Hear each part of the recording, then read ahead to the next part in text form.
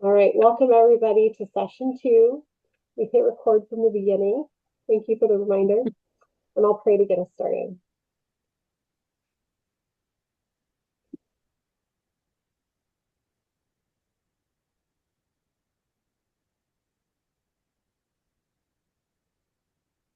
Lord, we just open up this space to you today. We're so grateful that you made it, that you brought us here, that you'd care for our kids while we're away from them, and you'd care for our hearts while we sit here asking you to help us and to teach us and to give us strength for whatever's ahead. And so as we speak about this message that uh, we want our kids to hear, child, you are loved. God, would you love us so much? And we feel your great love for us above and all these things. In Jesus' name we pray. Amen. Amen. Well, thanks, ladies. I just first want to start to say, like, how was your week? If everybody wanted to just give a little, like, what went well? What went well? And you could maybe pick one of the areas or one of the questions that was kind of put out to you from a homework. Maybe where did you spend the most time? It's kind of an open-ended, like what went well? What did God do this week in your heart or in your home um, that went well? So, is there anybody that would like to start us off, and then I'll kind of go around the screen from there.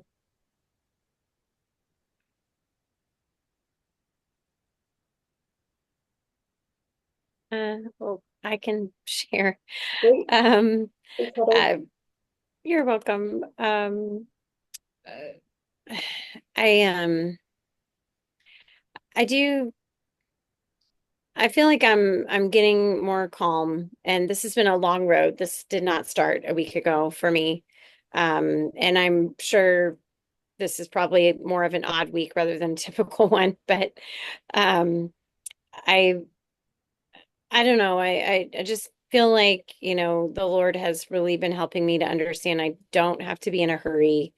I don't have to stop behavior, I that I can go slower. So I don't know that it's really smooth or anything because my kids have a lot of struggles with each other. And so I have an 8-year-old and a now 23-year-old and 20-year-old who's about to be 21 next month. So 23, 20, and 8. And so my 8-year-old really can get on their nerves. Um, and they can really hurt her feelings.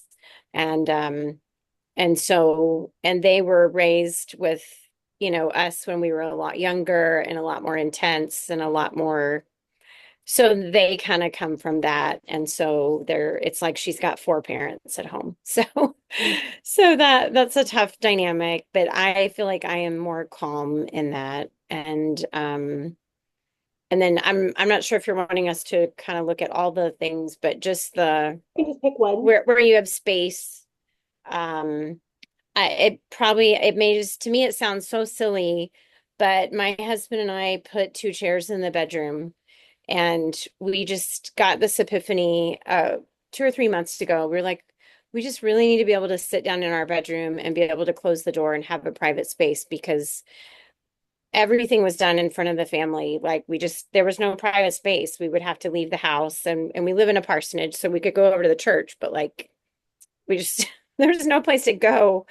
Um, and so we have two chairs in our bedroom that our friends gave us, and it's like a miracle. So we can come back here, and the kids really respect the door. If the door is shut, they, 99% of the time they knock. And so that just kind of gives me breathing room, and sometimes I have time to spend time with the Lord. So that was sure my things. Thank you for sharing. Yeah. Beautiful. Michaela. So my main struggle with having like a set time for my devotions has been that I still nurse through the night and then I co-sleep and he usually wakes up before me. So it's been hard to wake up before him, where I was doing it. I was like waking up at 5 something for a while. And then we potty trained, and then I was like losing sleep. So, anyways, what I'm trying to do though, even when that happens, is that I read my Bible and pray before anything, whether that means like I have to ask my husband to watch all 3 kids, or I like go to the bathroom, or and like do it real quickly. I feel like that makes a really big difference. Um, I also made an effort to get outside more this week, even if it meant like taking away alone time. Then after dinner, I'd be outside either with the kids or all of us with my husband. And I noticed it changed things a lot just being out, especially since the days are still long. Because when I would like go into an enclosed room and just like hide and be on my computer and stuff, then even if I got stuff done, I still wouldn't feel refreshed. It wasn't that recreation for myself. So I noticed a good change. Wonderful. I'm so glad to hear that. It's exciting. Betsy. So, I had a better week this week. I feel like I think probably the biggest thing for me, I guess the only thing that comes to mind first, I guess that in answer response to your question is just like I feel like I have because my daughter has been doing better and things have been a little bit quieter this week. We also had a family thing, and so she was really occupied with with family, and she did pretty well. There that I also had a little bit of space, and so it was really nice just to have like time to myself the last couple days and with family too. But I think just like time to reflect over like how I'm doing and just to pray over that as well. But I also realized that I think I have PTSD again, like pretty intensely. Like I'm hyper vigilant with my kids right now, which I was a while ago, and I think it got better. And now I'm like, oh, maybe that's why I'm reacting like so big. Sometimes it's because like I have so much hypervigilance, like Mm. because my daughter has huge rages, and like we've had to call the police, and it's really big. So, um, yeah. Anyway, so I think I just realized that about myself. I'm like, I probably need to work on this again. Like this is not feeling so good. That's probably why I'm not like in my, like just realizing the impact that I have like on my kids. Yeah. Hmm. So, And where did you notice something that maybe went better, or one of the, is there like a happy spot or a spot that you felt like went well? well, I think like so we went away for this family thing on Monday, then came back yesterday, and like I think generally my kids got along pretty well, and I think that's when I was like starting to just realize, you know what, like I just feel so much anxiety like about them working together, loading the car. Like, and my husband wasn't going with us, so it was just like me and the kids.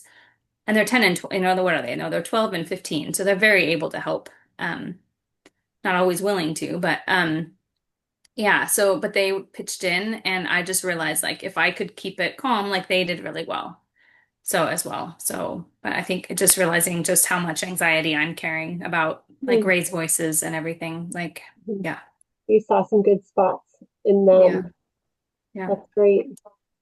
Sally, what about you? What was something that went well, or maybe one of the questions that you reflected upon?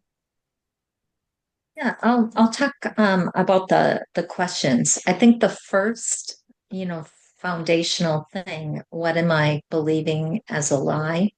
Um, that has really, really resonated with me. And I've done a lot of thinking about that. In fact, I went to Global Leadership Summit last Thursday and Friday, and one of the speakers just had some really good things to say. So I thought, oh, I'm going to see if I can listen to a book on Hoopla from him. And I found one called Winning the War in Your Mind, Change Your Thinking and Change Your Life.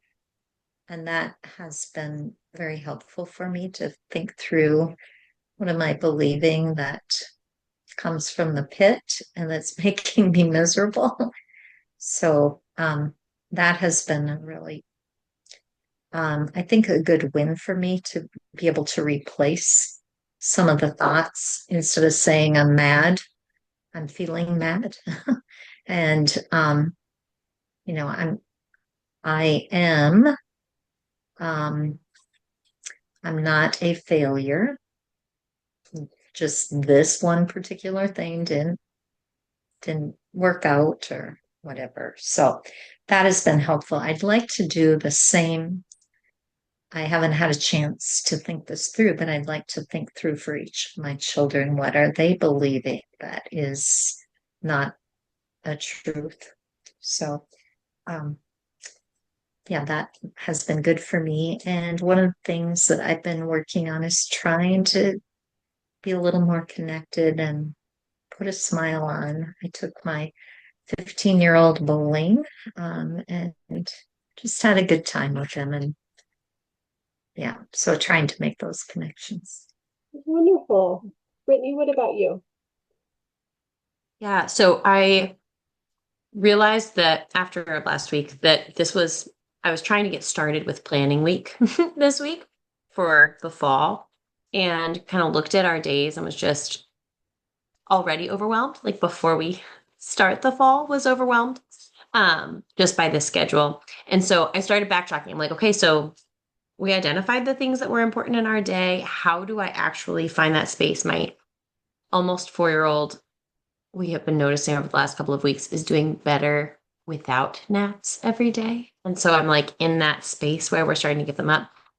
But I had given the first 30 of nap time was always my time with the Lord. And so that was the space that I had named for that. And as he has been giving up naps and as we have had afternoon activities, the space hasn't been there that I normally fill with that. And so I just kind of reframed. So my prayer at the beginning of, I went back to do my homework and went back and read my notes. And I was like, so it's like the devoted things from Exodus. I'm like, where is the devoted time? Like I need a patch of space. And so I like named it. I put my workout that I know I'm supposed to do. I put my time with the Lord. I was like, okay, we're just going to create the space. So it's been a couple of days now of like a reordered day.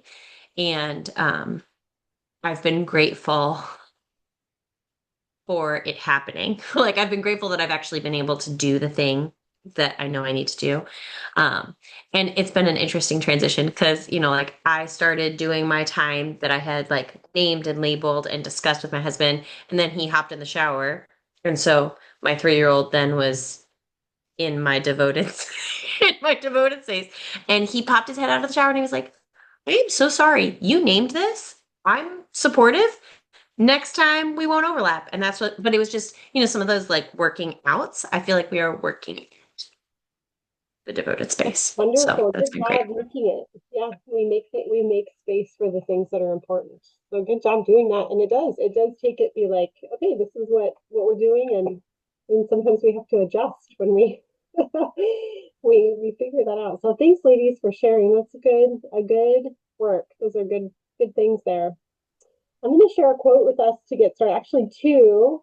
And I think if you were LER, you heard these already. The first one is from volume 4 from Charlotte Mason. That's her volume called Ourselves. That is a book within that 6-volume homeschool series, and it's actually 2 books in one if you were to read volume 4.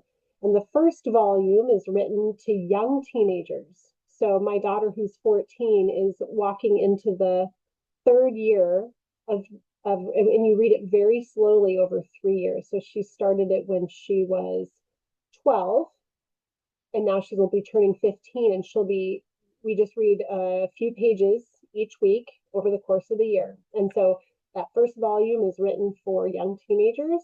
And then the second book, sorry, it's all one volume. It's 2 books in one volume. The first book is for young teenagers, and then the second one is for older teens. And there was nothing like it. And still to this day, I've not found a book that is quite as rich and as beautiful to teach you about yourself. She talks about the heart being like the kingdom of man soul. and that we need to, guard our heart, and what do you let in, and how do you care for all the parts of your heart, your mind, and your soul. And she walks through that and she names all those things. And it's really a study character, and to think about all the ways that we hold our character, and that it's not just for ourselves, but it's actually outward facing. We care for our heart and our mind and our soul so that we can love God and love others, not just so we care for ourselves for a reason other than ourselves. It's so beautiful. And so in volume 4, page 155, she says, love and the service of love are the only things that count. And we know that God has much to say about that, and that we're called to love God and love others, and all the rest of the commandments will be filled, right? To love and because, yes. So I'll go on. And the other quote was from volume 5. So that's Formation of Character. There's a lot of case studies in there, and they're old. They're a little archaic, especially some not only the language, but in the the what the kids are doing. But I think that how many people have read volume 5?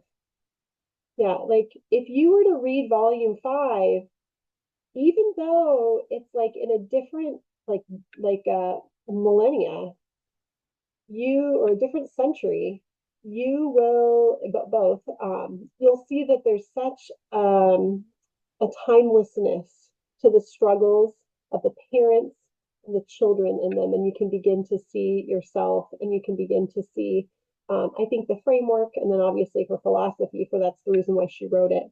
But in volume 5, page 116, she says, the boy who knows that his father and his mother love him with measureless patience in his faults and love him out of them is not slow to perceive, receive, and understand the dealings of the higher love, right? We love because he loved us first, right? We're called to be imitators of Christ. And Charlotte Mason speaks about that I think that she's very consistent in all of her philosophy and all of her work. So I wanted to kind of plant those ideas in you as we got started today. So again, because you guys have all been through the framework, I'm going to kind of highlight some things. We're going to reflect on some things.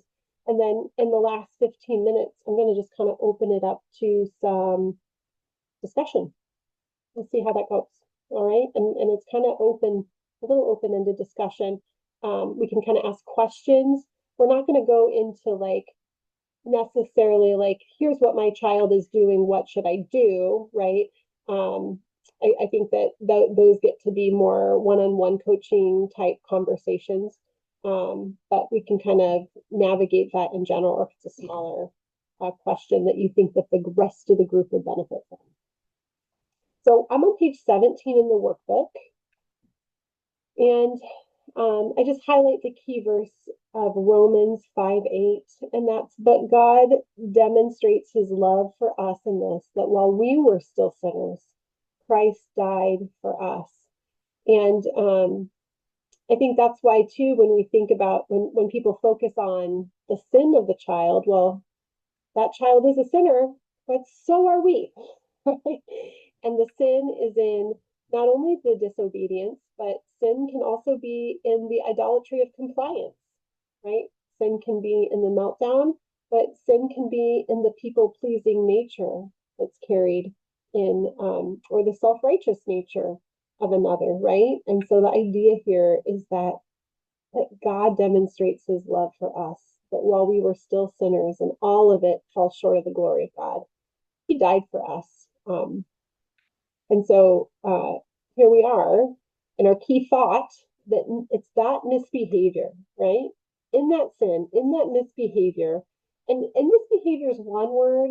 I might also replace that word with challenge or struggle, right? When we're talking about learning challenges in our homeschool, those often can look like misbehavior or disobedience, right? But sometimes it's that child trying to grapple with what's going on inside of them, and that's what we're going to look at here today. So however you want to trade out that word for your child, that where the struggle is, misbehavior or that struggle is the golden opportunity for true unconditional love. And so this is our second level of our framework. And so we always start at the foundation, and we have to get our hearts in that right place. So it always starts with us. If we're going to communicate the message that, child, you are safe with me, we have to first ask what's going on in me before I can ask what I do. We have to be that strong tower. We're not going to be perfect at it, but that's when we're a little out of control or things are going awry. That's the first place we look, right? When we say, oh, what do I do? Okay, oops, what's going on in me? And when we can get, the Lord can help us be that strong tower, we can go to our strong tower, we can move forward into this next message that we want to communicate to the child. You are loved no matter what. There's nothing you can do to earn my love. You can't be compliant enough to help me love you more. And there's nothing you can do in your misbehavior that can take my love away. And I think that can be so challenging, right? Because when we're not in our foundation, we can communicate something other than that, can't we? So how do we get there? Like how do we do that? How do we get in this space as a parent? How do we prepare our hearts to in that challenge, in that misbehavior, how do we turn it, and how do we equip ourselves to turn this into a golden opportunity? Hello, that sounds really hard. And so we have a guiding question that we can ask ourselves. The first one in foundation was, what's going on in me? Now we're going to ask the question, what is it like to be my child right now? So if you all want to just take a moment and think of your latest challenge, or one, you might have a few, right? But just choose one to work with in your mind and your heart right now. What's a challenge in your home? And maybe just jot it down on your paper that you're working with. Maybe it's a school situation, maybe it's not. What is one child and one thing that just is on repeat in your home that's maybe you're really wanting to address and move forward on? And as we move through these things, I'd like you to just take that one, because right, as we learn the framework, as you learn these ideas, you get to do some self-coaching and you get to apply them to all the other situations that might come up, right? We're equipping you with skills and tools that you can go out and continue to apply with all the other situations that might pop up. So if you take that guiding question, you don't have to answer it, right? Because we're going to work through some tools to help you answer that question. But what's it like to be my child right now? And I think this is where we need our foundation, because Jesus is the high priest that can sympathize for all of our weaknesses, right? We can't fully step into our child's shoes. We are not our child.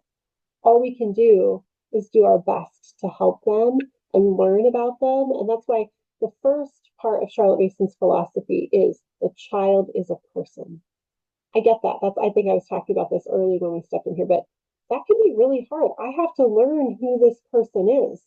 This person is, I don't get to just put myself on this person. And if it, different ideas, or even our world wants to say they're an empty vessel that we can kind of make and create who we want them to be, right? Or we can put data and facts in them to make them know what we want them to be. But Charlotte Mason's philosophy takes it different and says, this child is a whole person and I need to get to know them. And I'm limited by the three instruments: atmosphere, discipline, and life. And part of that is their limiting factor is their personality. And so we ought to know their personality so that we ought to know how we can work with them. But also this idea that Jesus is the one who can sympathize for all of their weaknesses. And so all the more, right, we want them to perceive, receive, and understand the dealings of the higher love. So this idea that when we can love, when we can connect before we correct, We are creating space and room to help our child perceive, receive, and understand the dealings of the higher love, the one who can truly sympathize for all of their weaknesses. Okay? So if we turn the page to 18, what we're going to do is we're going to consider their underlying factors.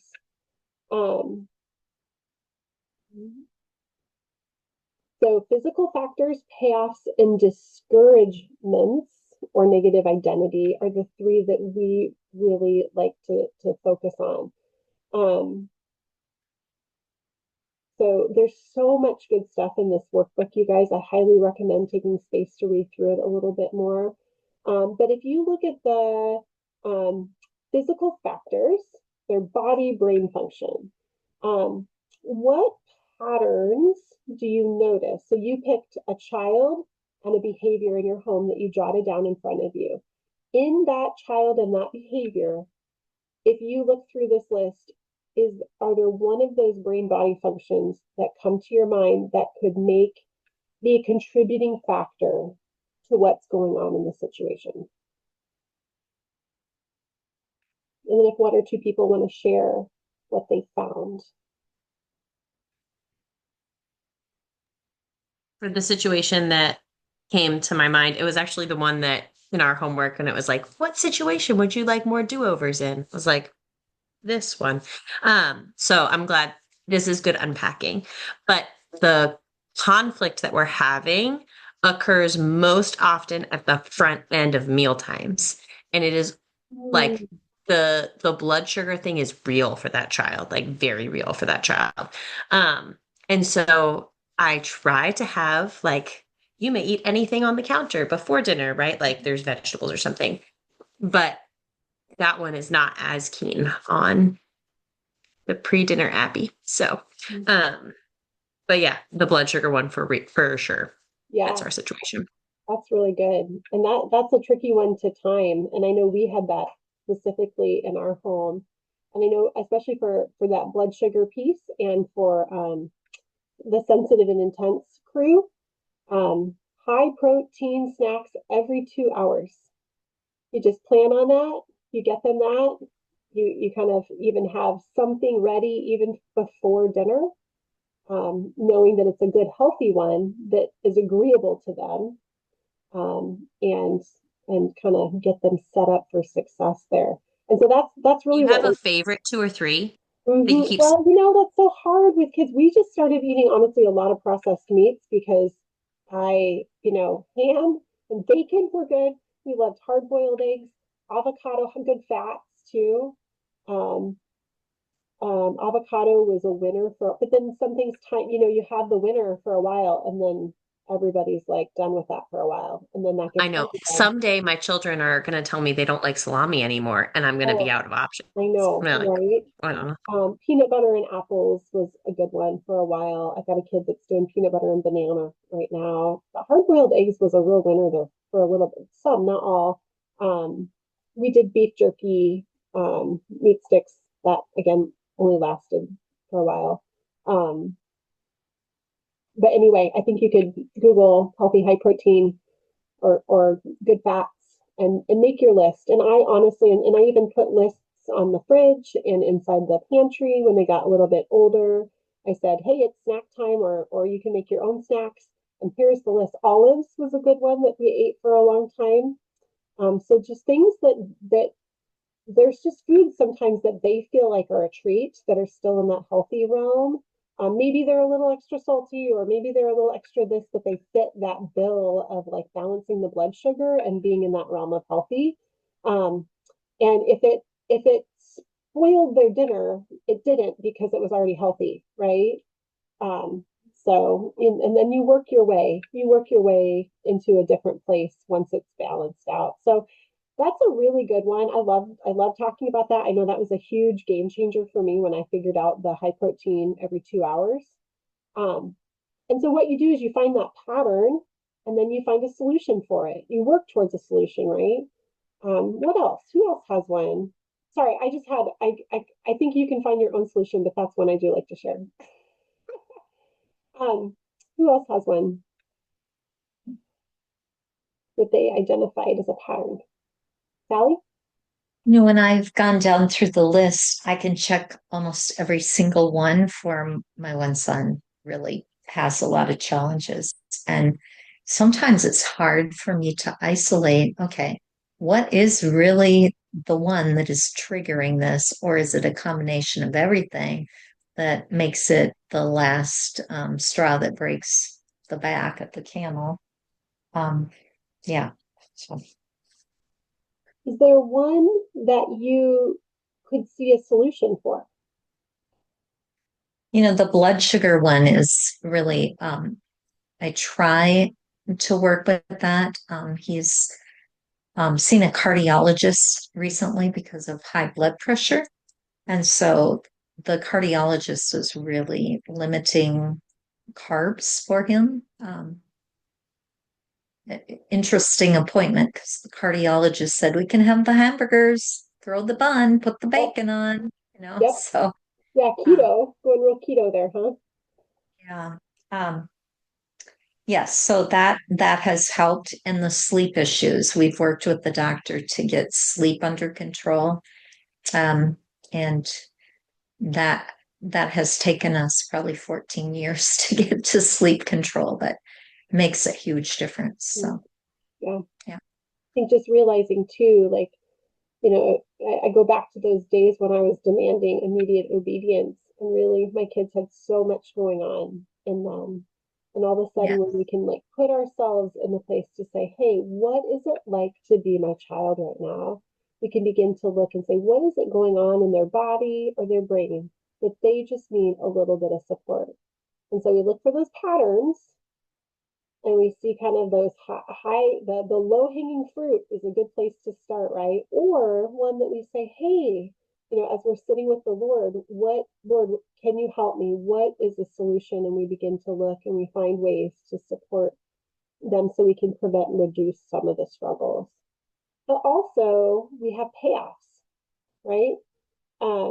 God built into children this desire for relationship building, an intense desire to connect with their parents. That is right and good. And sometimes that comes out with really annoying behaviors, like there was this kid in my church and he would always run up to his mom and he would like run and then bat her on the back of the head. And it was really embarrassing for her, and she just, and she was just like, couldn't understand it, but it was like really clear to everybody else, like he wanted to get his mom's attention, and she did every time. Calvin, stop it. I don't like that, and he got her attention, right? And so there was tangible payoffs when the children are demanding our attention and we give them our attention. And so the question to you is, and maybe if some of you that you've done coaching before, you've been asked this before, but if you had a number from 1 to 10 on the amount of attention that you gave your child's behavior, so 1 being very little to no attention, and 10 being the most intense attention of all,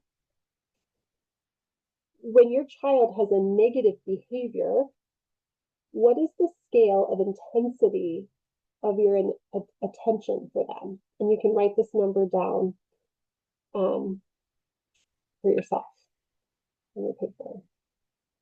How much intensity of attention do they get in negative behavior or misbehavior, or when they're struggling? Say you're reading a book. What kind of attention, when you get up to address them, are they going to get from you? And then what happens when they have an appropriate behavior? I think Betsy, you were saying where your kids were helping each other get in the car together, and you maybe had some anxiety about it, but it sounded like they were doing a good job, right, in that moment, right? So there was like a really appropriate behavior happening, and like that's like that's what we want, In those moments, what is the intensity of attention that we give our child? So go ahead and write down the score for that one. It's in your book too on page 19. It's kind of right above the orange Make It Practical section. You put your numbers there too. Thoughts on that exercise from anyone?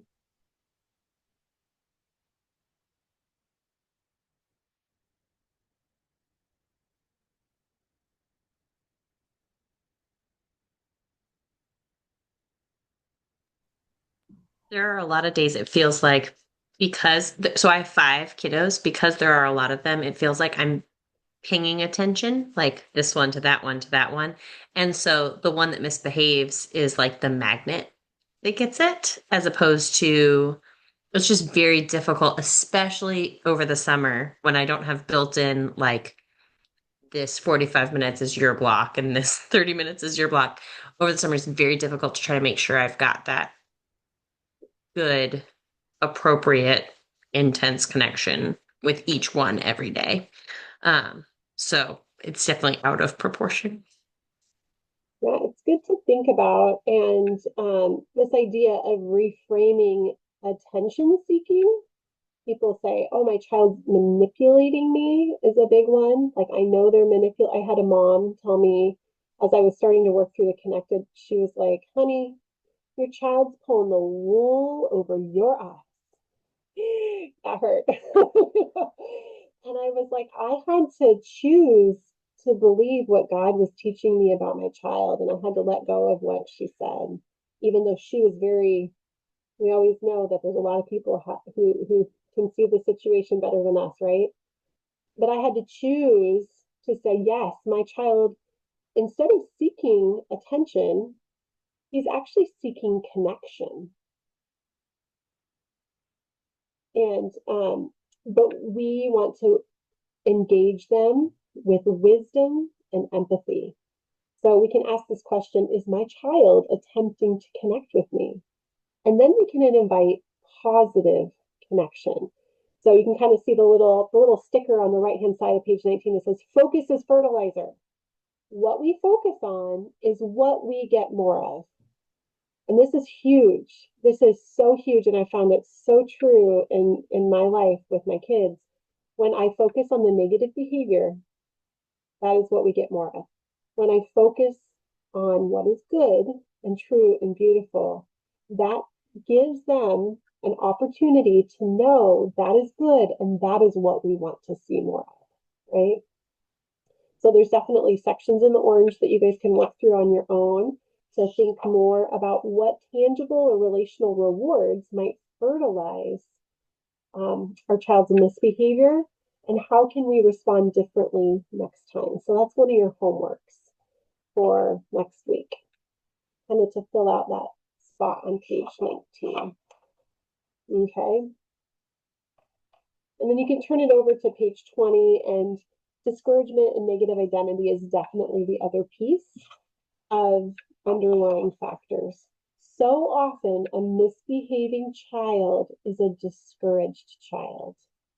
I know that's my 9-year-old right now. You know, we're switching up chores for the summer, and he said the other day, Mom, you're wrecking my life.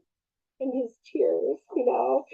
And I'm just like, oh, I know he doesn't believe that. I think he's just so discouraged because this new chore in summer mode, when he's so tired, is so overwhelming for him. And so I needed to flip that and find ways to connect with him. And so we sat down and played a game yesterday, and I had him read his jokes from his joke book. I think he interrupted me and was something I was doing, but I knew I needed to put it down because he needed time. He needed connection. It's just summer and we're going all different ways. And I realized he needed some connection. And I think once he gets that cup filled back and some rest, supporting one of those physical factors he has going on, I think he's going to be able to approach the new chore a little bit differently next week. So, but yeah, a misbehaving child is typically a discouraged child. So they can get strong negative messages from their siblings, their peers, and the people around them when they are struggling. So you can look at that Make It Practical section if you think that one of your children is discouraged or just has some negative identity. I know when my son was on a baseball team this spring, and there was a boy named Isaac on the team. And he definitely had some attention challenges and just kind of staying on task. And, his shoelace would be untied and then he'd be, whatever. And you had both coaches saying, Isaac, Isaac. And then his mom from the stands was saying, Isaac, pay attention. And then you had somebody else saying, oh, come on, Isaac, not again. And I'm not kidding you, this poor boy, he had his name called out from every end of the field in such a negative light. And I just thought, oh, and I just remember he got off the field and I was like, Isaac, I loved how you ran to the dugout. I just felt like that little boy needed so much encouragement because you could hear it from every end. And that's a stark difference from the girl that played volleyball with my daughter this last year. It was her first year for eighth grade. She played eighth grade volleyball and it was brand new and she was not that good. Okay. She missed every ball. She was the girl that went up to set it and it hit her in the face, all the things. But that girl had a mom in the stands. And that mom cheered her on. And when she would get up to serve, which I don't know that she made more than 1 or 2 serves the whole season, and her mom, with all her sight, said, Ava, you can do it. You've got this. You've got this. I know you can do it, Ava. You've got it in you. And I just looked at that mom at the end of the season and I said, if I was Ava, I would want you to be my mom. I love that mom. I love that she was speaking messages of identity into her daughter that wasn't necessarily the best one on the team and didn't even have much to contribute. But she knew from her mom that she was the best and she had it in her if she kept trying. And so I just thought that those were 2 situations that were so miles apart. And I know that God will work in Isaac, and I know that God will work in Ava. And I prayed for those sweet kiddos that were just in our lives for just a short time. So I'm going to just keep moving us forward here. And I love page 21. I would love each of you to spend a little bit of time with this because I'm not gonna let's see. Maybe I will play. We'll see. We'll see how this goes. Maybe this is where I want to spend my time. So let's see what the Holy Spirit has here. So the idea of prioritizing empathy and love first paves the way for healing and growth. And I've recently learned that there are all different ideas of empathy in the Christian circles. Everybody has an opinion of what empathy is. And if empathy should even be something that is worth having. I think there's some circles that we're learning that, I should say Christian circles, that people believe that if you empathize with someone, then you're kind of giving them permission to be in that place. And that is so far from what empathy truly is, and I guess people can, define words. That's what people do these days. They kind of define words however they want. Then other people will say empathy is walking in someone else's shoes. Okay, well, if you've ever put on someone else's shoes, even if they're the same size, you realize that those shoes kind of molded to their feet and they don't feel as good on your feet. A podiatrist or whatever foot person would say, never wear someone else's shoes. It's not good for your feet, because we know that Jesus is the only one that can truly empathize with all of our weaknesses, right? But what empathy says, what I think true empathy says, is that I hear you. It validates. Okay? It says, I hear you. I see you. And I love you, even so. Okay? And so the way that we can show empathy, and I think I talked about this in the workshop that I did for both groups, is that we can ask questions. We can use curious questions, or we can basically state what we see in them, right? So if there's a child that's having a really difficult time, maybe on their math lesson, I think, and maybe I did this in the workshop, the one I use a lot, and say, "Are you so frustrated right now?" That evokes a yes response, right? If you haven't done this before, it actually can be really tricky because we have a tendency to ask questions that evoke a no response. Are you going to keep working on this? No. Or, are you gonna start paying attention and get that done? No. What if we said, "Are you so frustrated right now?" Yeah. Are you wishing you could quit right now? Yeah. You know, this looks really hard for you, isn't it? Yeah. That puts our brain chemistry in a yes response. And all of a sudden, if you have a friend, like if you're having a really rough day and your best friend sits down with you and you begin to tell them about your really bad day, and they start to say, "Boy, you need to get over this. Boy, you're not really thinking about this really well. Boy, I don't know about that. That sure sounds like you're believing lies." Does that make you feel like your friend is like listening and hearing you? And do you really want to hear what your friend has to say next to help you? Or what if your friend said, "Wow, that sounds really hard. Wow, you must be really sad. Wow, you probably don't even know what to do next, do you?" I remember when my friend came to me with a devastating marriage challenge, and I said, "You probably don't even care what he thinks, Steve." She's like, "Yeah, you get me, don't you?" We didn't stop there, right? We found a way to move forward together to the truth that she needed to hear. But when we empathize and we say, "I hear you, I see you," and we add that yes, that was questions that evoke a yes response, our brain chemistry gets really open. And we say, "That person gets me, and whatever I'm going to say next is more likely to be received." So if you look at the road to hope diagram on page 21, this is in the sensitive and intense course. If you've taken that, there's a good amount of time spent on that. This is really beautiful, and it shows those stress factors, some of those physical factors, right, that we talked about earlier. And as those things come up, we in the sensitive and intense course, we talk about the child has a backpack on. We all have a backpack on. And we all have some rocks, some things that are kind of hard for us that we kind of carry around with us, whether it is the negative identity or it's the physical factors or the brain body function. We have some rocks. Some kids have bigger rocks, you guys.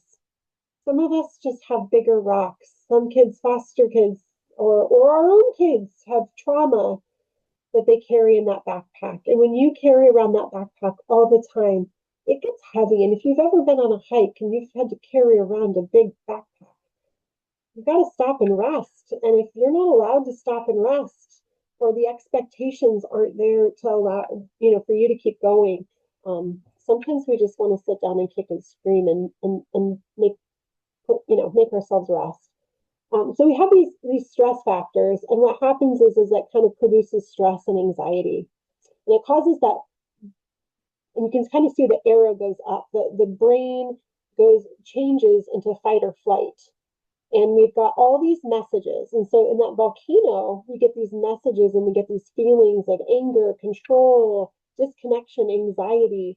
And so the control that can escalate that from the parents are the messages that have criticism. We intimidate, we punish, and we withdraw. And that control, those negative messages that we use to control the situation, right? To try to put down the lava, we're trying to snuff out that lava. The kids get the messages. I'm a bad kid. I'm not safe. Everyone's against me. And what does that do? That increases the chronic stress and anxiety, and the cycle goes again and again and again. But the question is what if we change the messages that our kid was getting? What if all of a sudden they could hear, "Child, you are safe with me"? And then what if we began to say, "What is it like to be my child? And how can I help support them in these challenges," whether it's the discouragement, the negative identity, the physical factors of brain body function, and inadvertent rewards for misbehavior through payoffs. What if we begin to address those with a calm presence, with empathy, with affection, with help and support for those challenges? All of a sudden, we kind of get off that stress cycle, and they can begin to experience the healing cycle. And they begin to hear messages of I'm safe and loved, I'm understood, I'm capable. And then what happens is it just decreases their stress and anxiety, and their brain can change and it can come out of fight or flight. And then if we can continue that proactive connection and coach and build skills, which we'll talk about, we can begin to be on that healing cycle. And I saw that in my own home. And there's for some kids that have like ADHD, behaviors and autism and some of those other, I got two dyslexics in my home. One is severely dyslexic. There are support systems like primitive reflex integration. So I have a podcast that I did with Lynn. We're trying to introduce that more to create a pathway for that. I have, my family is a big, has benefited well from primitive reflex integration, to basically integrate some of those primitive reflexes that haven't been able to integrate in the brain and kind of cause extra dissonance inside their body and some of those neurodivergencies. So if that's something that you've got, some of those neurodivergencies, and you're looking for more support, I'd be happy to talk more about that and kind of direct you into learning about those things, because I believe they're very important. So any thoughts or questions about the road to hope and this idea?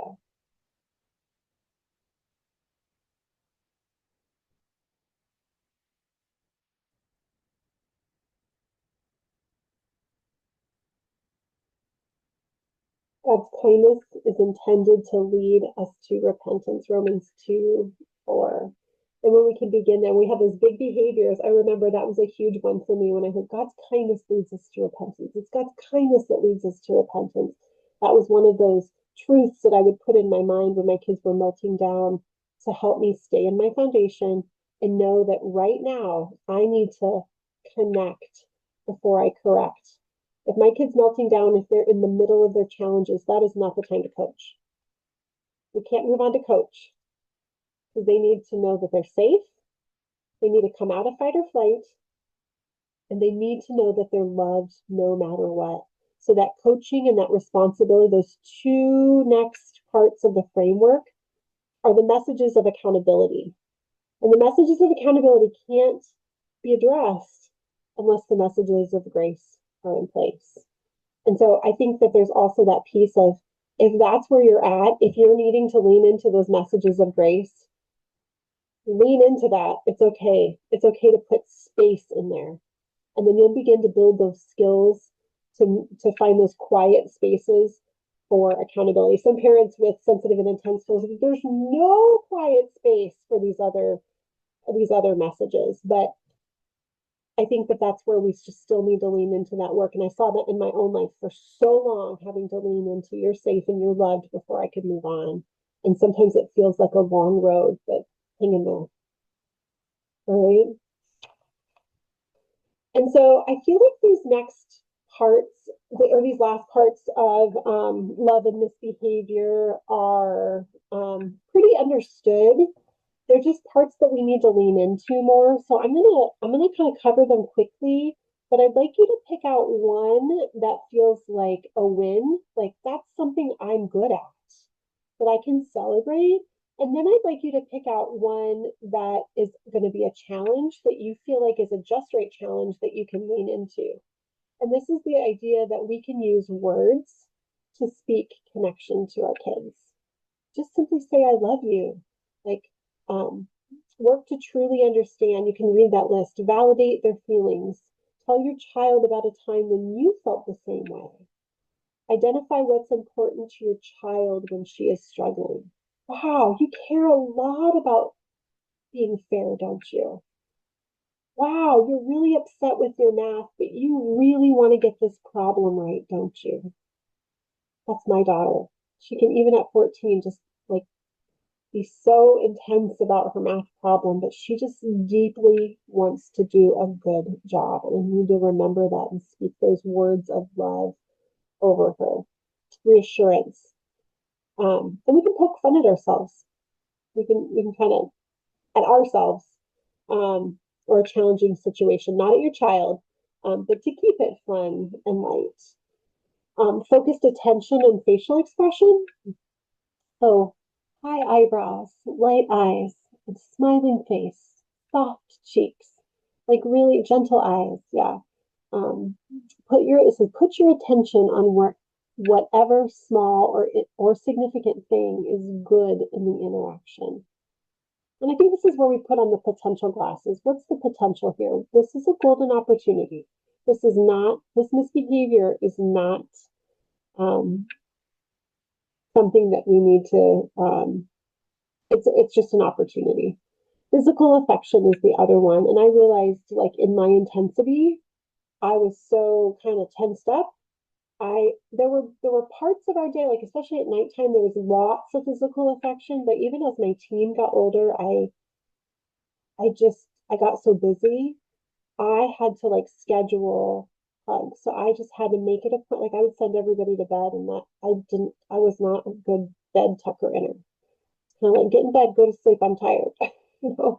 And so I had to work to make sure I give all my kids a hug and a kiss before bed, and pray or put a blessing over them. And then when they get up in the morning, I still rock my boys even though they're 10 and 12 a lot of mornings, and then make sure I hug my teenage daughter.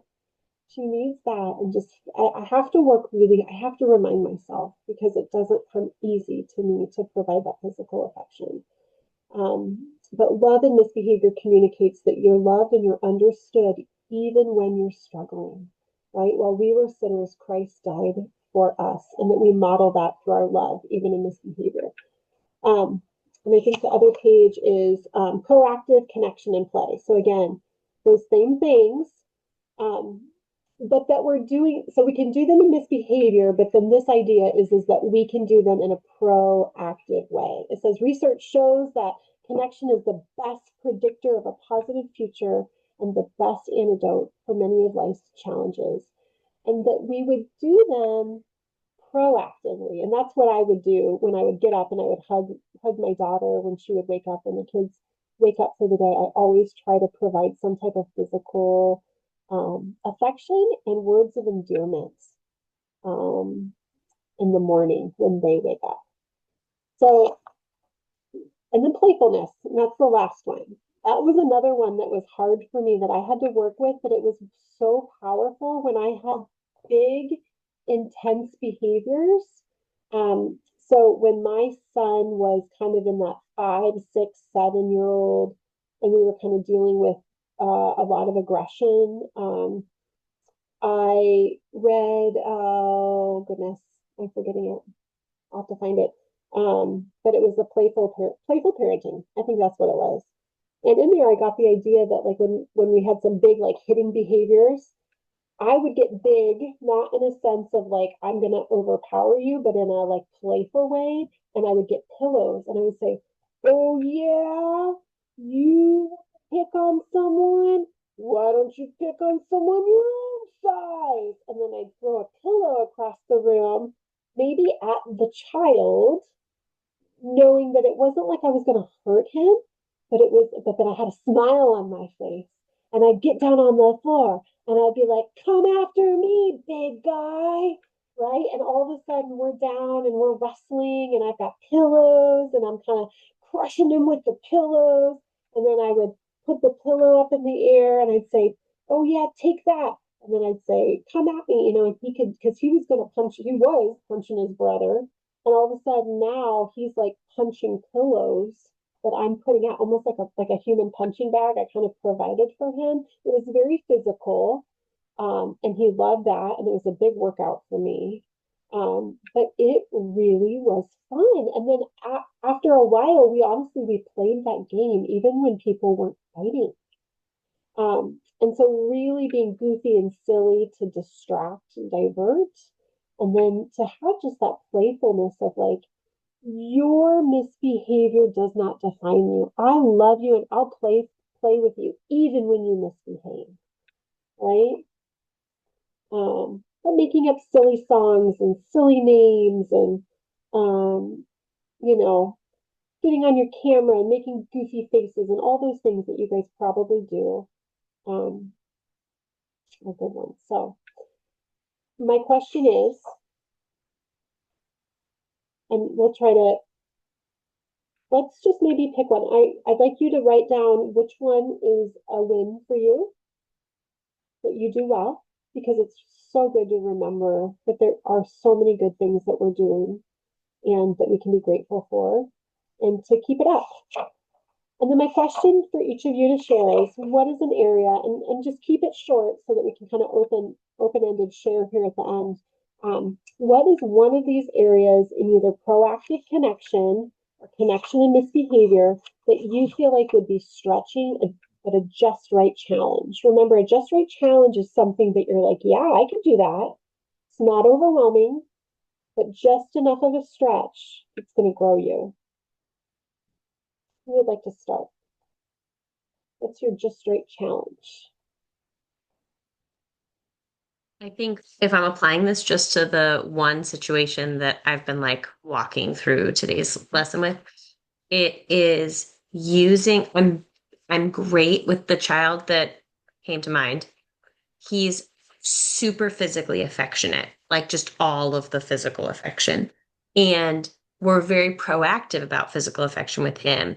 But in the midst of misbehavior, I think he would respond really well to a hand on the shoulder or holding his hand or just scooting my chair closer to him when we're having that conversation. And it's something we do easily outside of misbehavior. It's just the presence of mind to say, I'm going to take that thing that I know connects you and put it into the spot where you need encouragement. That's great. Sally, do you have one? Yes, I'm thinking of the face one, the focused attention, and you know, I I'm sure my face reflects my dissatisfaction with what's going on. So I think lightening that up might be helpful. Very good. Thank you. Michaela. I mean, I resonate with two things. One was my daughter can be a perfectionist and very into justice, or fairness. And that like you really want to get this right is like a positive way of, it's like if you want to go to a surgeon, you actually wish they were a perfectionist, right? So it's like, okay, there's certain actually areas where the person is going to be a perfectionist their whole life, possibly. I'm not going to like take that away from them, but we don't have to melt down because our letter doesn't look perfect in cursive or something. But somehow like seeing the positive in them about that. And then I loved when you were saying like the volleyball mom, because even though I don't always, I'm not the one that's like yelling at my child that they're doing something wrong, but I'm not always the one doing that, like praising them for mediocrity or but for them it's like, but they're trying, right? So that's maybe their best, so why not praise them for that and praise them publicly? And that's kind of what I'd like to do. That's beautiful. Betsy. I think I pray over my kids quite a bit. I think that's something I do well. I think something I need to work on is being more playful. I think I'm just much too serious all the time. So, yeah. Hard work. It's hard work to get people when we carry so much, Yeah. but it ends up being really healthy for us, and that's good. I can't wait to hear how that goes. Heather. Let's see. I think I am kind of learning to try to kind of name or say, it sounds like you're feeling sad right now, or it sounds like you're feeling left out, or kind of just kind of identifying what she may be feeling and trying to engage with that. And I think the I don't know, it was back the focus is fertilizer on that one. It is like I really do feel like I give more attention to wrong behavior than good behavior.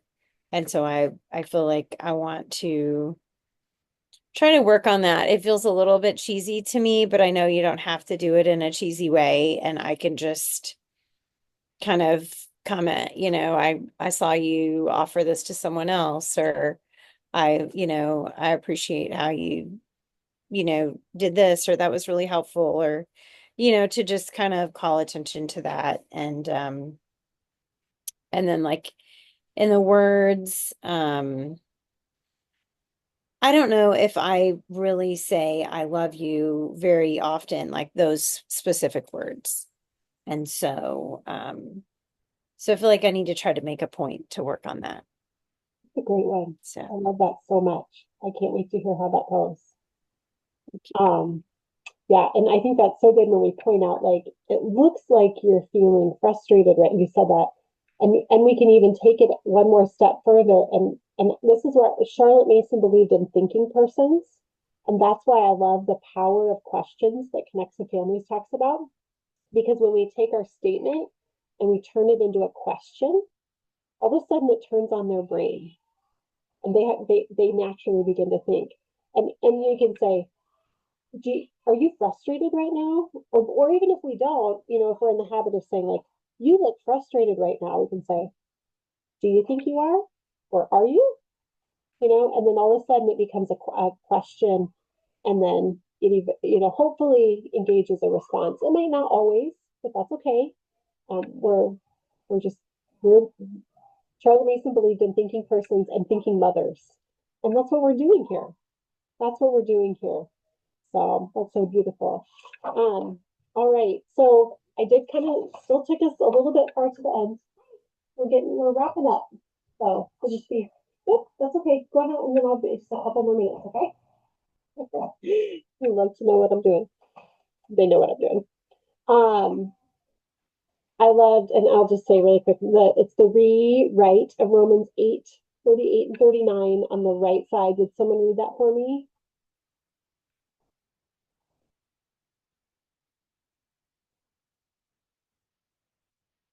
Go ahead, Brittany, you look ready. It says, "For I am convinced that neither arguing nor defiance, neither sibling conflict nor disrespect, neither bad grades nor failure, neither whining nor lying, neither forgetfulness nor messes nor any other misbehavior will be able to separate you from my love or God's amazing love." Awesome. You can work through page 28 if you want to set some goals for yourself, which is always good. And then if you look on page 29, just like in the foundation section too, I forgot to point this out. There's a QR code that kind of gives you more resources. Like there's podcasts. It'll show you podcasts and articles and different just resources for this part of the foundation. So in each section, there's one of those. So look at that if you wanted to go deeper or find some more materials. But then the second QR code is a download of that Romans 8:38 and 39 printable. So if you if you really love that and you wanted to post that, you can do that. So that is our session, and I did take us all the way to the end. I'll stay on for a few more minutes. Thanks you guys for this time today. I hope it blessed you, and you'll continue to think about that situation. And then next week when we come back, you can take that same situation if you want to and apply that to next week, or you can, think of a new one that you want to as well. But I'm just going to take a few more minutes. I think we'll go to, I got to take my daughter to her volleyball camp, but what is it, 13? So I'll go to 2:20 for about 7 minutes here.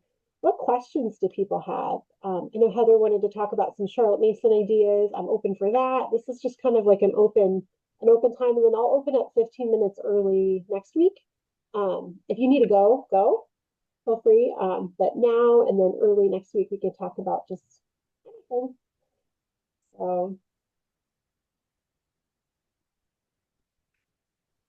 Well, I guess I'll throw out my question. okay.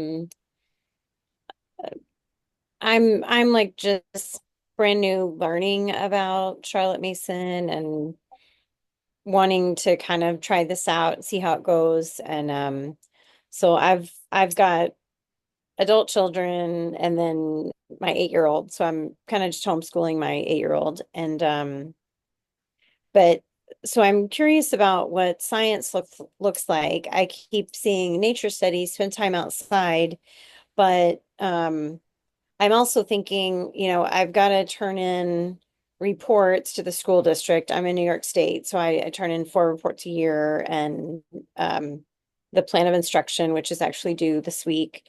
Um, so I feel like I need to have some kind of physical evidence as well of science study, and so I just don't know.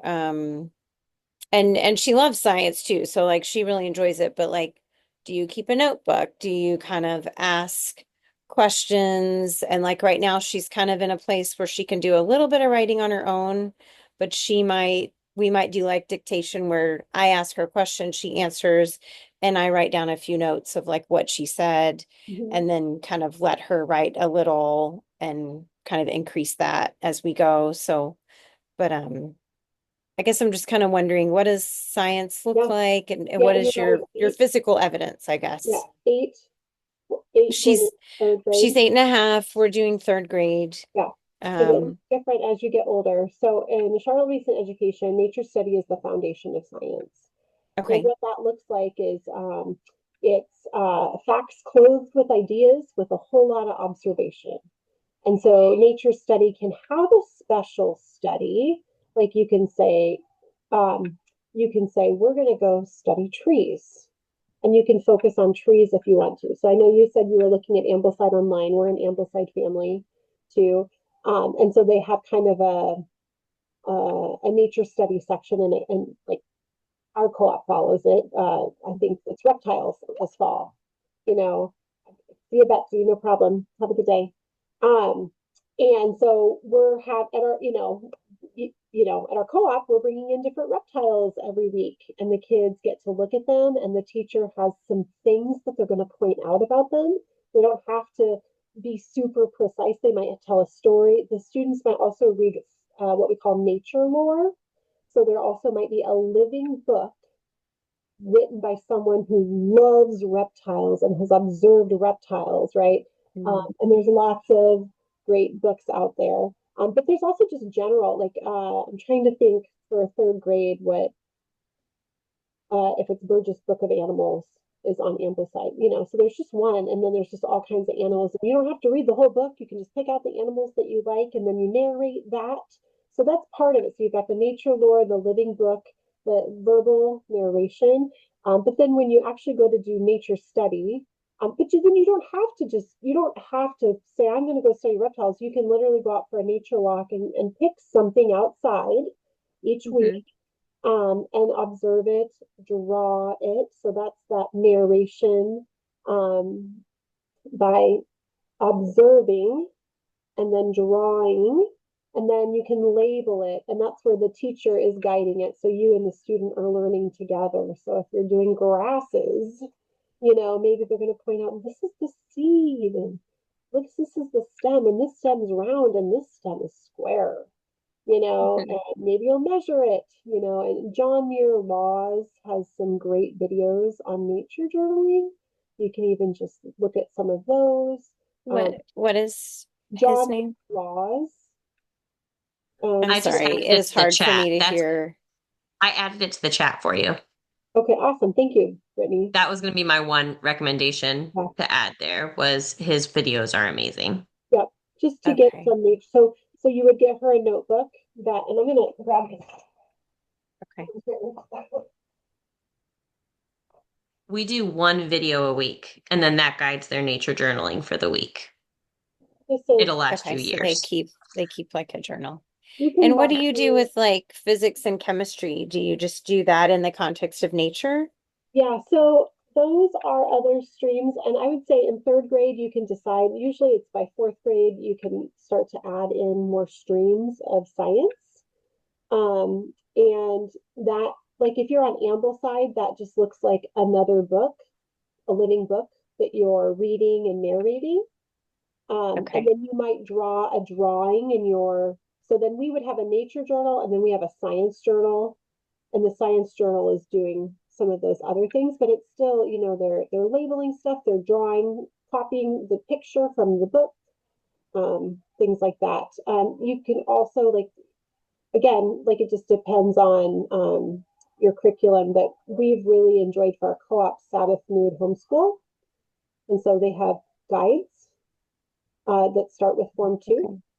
And they have a living book, and then the guide kind of takes you through like experiments and different things like that. So you could, I think Sabbath Mood Homeschool would be really a good place for you but your student's third grade, so I don't know that you need that. Yeah. Okay. So nature study and nature lore living book. I would look at Ambleside's, if you're doing that, I would just look at their year 3 books. Okay. Yeah. Okay. And if you want to talk about that more, we can talk about that another time too. So Okay. what else Thank do you, you. yeah, absolutely. What else do you guys have? What other thoughts? It's time to go, but I wanted one more person at least if you wanted to ask So I had a question. I hope that it's applicable to everyone. So I'm looking at like the payoffs for misbehavior, like page 19, and um, some of the misbehavior I'm seeing almost feels like it's one child seeking connection with another child. Like it's not so much seeking my attention as much as seeking their attention. And I'm wondering how we maybe take some of these ideas and apply them within. We've taken the sibling conflict course. This isn't like so much a sibling conflict issue Yeah. as much as like I want to create spaces where you guys feel like you have that proactive connection, because I think the proactive connection will resolve some of the Okay. misbehavior. So any thoughts, or have you seen that in your family play out where like they need the connection amongst themselves or the attention amongst themselves? Sometimes they need redirection to figure out Okay. something's I not working. Go ahead. Go ahead, Ruth. I don't know, and I'm again like please correct if I see something kind of not quite on track, but like I've noticed between my 8-year-old and my son, so my two adult children are a boy and a girl, and my 8-year-old my son will play with her more. My older daughter will do more girly things with her. So Mhm. she plays with my son. So this is Reagan is the little one and Micah is my son. So they will play and roughhouse, but like she ends up getting really physical and like hitting him and and then hurting him sometimes. And so I think I have just, it's dawned on me that she wants connection with him, but she doesn't know a better way. And so I feel like this is where I need to kind of say, hey, are you just wanting to just really be with Micah and just really play? And are you just kind of angry when he sometimes says, I have to stop playing now and I have to do other stuff? And so she sort of acts out in a physical way, but I think it's because she's hurt, and she's like, I just want more connection with him because he's probably the best player of the family. Like, I don't play well. I try. My daughter, my husband, everyone's busy. My husband's doing a doctor Yeah. of ministry, and then both of the older kids are in college. One's grad school, one's college. So everyone's busy. And so for me, I've kind of thought, I need to spend some time talking with her and then saying, well, what's a different way? You know, does it feel good to you when you're hitting him and seeing that he's asking you to stop? What if you tried, Micah, can I sit by you for a few minutes? And or just say, I feel sad we can't play right now. Can we plan another time to play? Like just kind of giving her other ideas to how Words. to respond. But I feel like I'm seeing that with those two especially. and it comes out physically. Mm. So I don't Yeah, know. I think those are great thoughts. I think next week, as we talk about the message of you're called and capable, building skills and wisdom, Yeah. I Okay. think that there'll be some ideas in there as well, because that's what you're doing. You're helping that child build more appropriate skills and expectations to navigate that, how they're feeling and what they want to accomplish. Yeah. That was Okay. good, Heather. That was good thoughts. Yeah. Anything else? You're welcome. Any other burning things that people want to bring up before we go? Well, thanks, ladies. I'm sorry, I'll share a couple of verses that came to mind, and I don't have the references, but in this process, and I'm still not, I haven't figured out how to sit down with my daughter and sort of talk through all of this, but I'm kind of imagining it right now. But like Jesus says in the Gospels, like he looked over the people and they were like sheep without a shepherd. And it just hit me that, our kids are like that, and then I'm like that. I need my shepherd to teach me, and he wants me to help teach them. And then also just thinking of him on the cross, where they did unimaginable things to him, and he hung naked on the cross. And he said, Father, forgive them, for they don't know what they're doing. And it just, because I get angry, I get mad and angry, and I'm like, why are you doing this? And I want this to stop. And that just, it breaks my heart for my kids. And so, anyways, I love the Romans 2:4, his kindness is intended to lead us to repentance. But just thinking of those situations when Jesus said those words just really is powerful for me. So I I don't love know if it that so helps much. anyone else, but And so it's interesting. I have the verse that I've been sitting on this week that the Lord gave me. I've been reading through Jeremiah mm, 15. He says, "And I will give you shepherds after my own heart, who will feed you with knowledge and understanding." mm, Mm. it's good. It's so appropriate. All right, ladies. It's good. It was so good to be with you. Bless you. Have a wonderful week. I look forward to being with you next week. Thank you. Thank you.